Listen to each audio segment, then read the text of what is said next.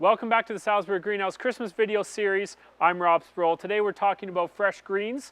Fresh greens have become so popular the past few years that really you can do anything you want with them because things are still developing with fresh greens. There's so many different options available now, so many types. Today we're going to talk about some basic care and we're going to talk about basic varieties available to you. There is another video in the series where we're going to, a couple others where we're going to put some fresh greens together for you as well. So today we're talking about fresh green care, and this is something that our florist just did up at Salisbury, and it's gorgeous. This is an urn liner, and what this is this is just in a regular fiber pot.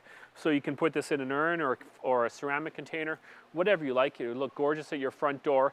Now, the basic care for fresh greens are very, very popular because of the smell, first of all, and the look of freshness. It really softens your front door. In the winter, you can't just put a hanging basket at your front door. It'll freeze solid. So people are putting fresh greens at their front door to care for them. If it freezes solid and it stays frozen, it doesn't go above zero, you're off the hook. You don't have to care for it at all because, because if they freeze, it's going to freeze all the moisture in the leaves or in the branches, and the moisture is going to stay in there, and so you don't have to worry about it's not going to desiccate. If the thermometer starts going above zero, it starts getting warm days, you start getting those 5-degree days, minus 10-degree nights, and then you want to start looking at spraying it down with some water, even a good mister bottle, give it some spray, get some moisture into these branches, and so let some moisture really seep in. That'll keep it fresher longer. You will get some natural desiccation going on. The ilex berries will tend to wrinkle a little bit over time, but that's very normal. I wouldn't worry about it. The great thing about these is, something like an urn liner, after Christmas, take out the Christmas ribbon, take out the Christmas balls and all the ting-ting, and you just have a gorgeous green liner, and put some pine cones in, maybe put a little more curly willow in. You have a gorgeous liner right through until March when you want to get rid of it. So now we're going to talk about some different varieties, some different types of boughs. At Salisbury we have dozens of different types of boughs. We have over a dozen types of branches. We have the largest selection of Christmas greens and branches anywhere in Alberta.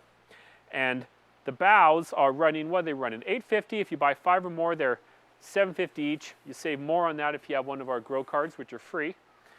And let's talk about some of the different branches. Of course, you have your Western red cedar, and there's 3 or 4 types of these that are very, very basic. This is one of them, very, very basic stuff. And usually the 3 or 4 types you can find anywhere. It's the more exotic stuff that you have to come to us to get. This is pine. This is just a white pine. Gorgeous, has a gorgeous smell, gorgeous look to it. You can see how it moves in my hand. We have a lot of different types of cedar. This is an Orford cedar. It has a silvery tinge to the needles, as you can see there. We have an incense cedar. Where did that go? Here it is. Incense cedar, and these guys, this is the most scented cedar, the incense, and it has a wonderful scent to it. It also tends to drape. You see the shape of it, as opposed to this, so it tends to drape a little more. And so incense cedar is great for putting in the sides of arrangements because it'll drape out and hang down the sides. Now, fir. Fir is very popular as well. You have your basic Douglas fir here, which is the basic fir look. Very, very good staple. If you want a little more interest, a little more color appeal to the fir, go for a silver fir. Now this is, the fronts are actually darker than the Douglas fir, but if you turn it around, you get this gorgeous silver tinge. So what people will do is they'll put silver fir in behind is to create a bit of a wall behind, like here. You see here how this is put in behind, so you create the look there, the wall there, but the silver creates this beautiful color. Like if you look at this, you have such a range of very, very subtle greens and blues. Speaking of blue, now we're going to get into a little more interesting stuff, a little more exciting stuff. This is Carolina sapphire, and how cool is that? Look at the color on that thing. So this is from the southern U.S. It's a shrub. We pull boughs from Vancouver, Oregon, Florida, and Ontario into Christmas here. So that's Carolina sapphire, gorgeous blue color.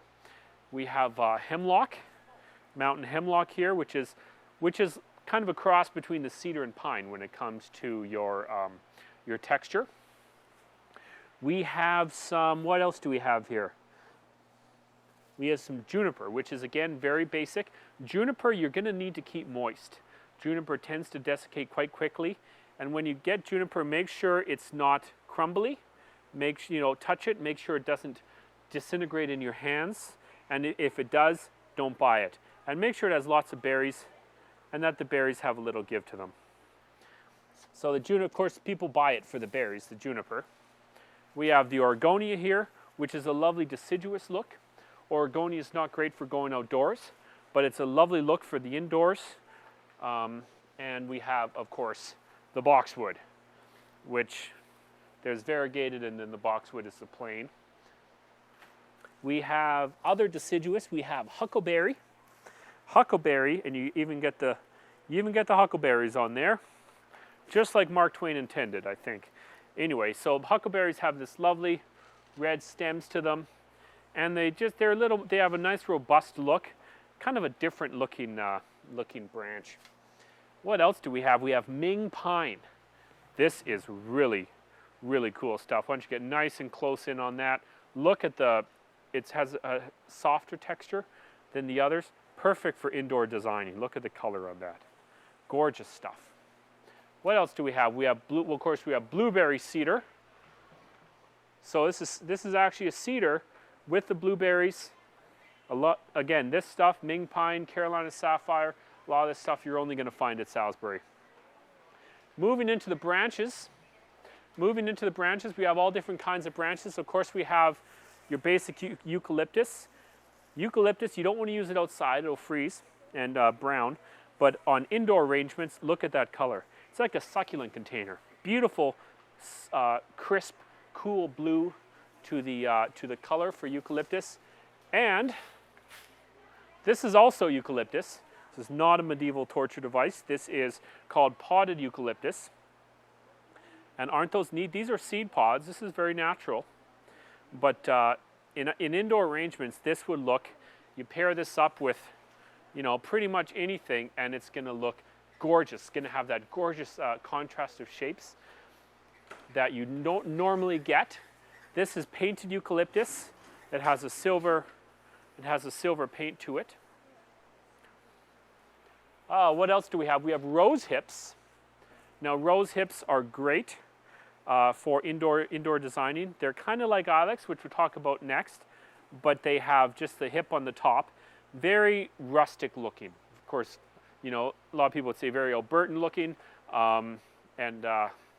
When you get the rose hips, again, make sure the tips are nice and pliable so that it's not too old of a branch. This is ilex, and I love this stuff. This is called winterberry, ilex winterberry. This is a real plant, and it's a gorgeous plant.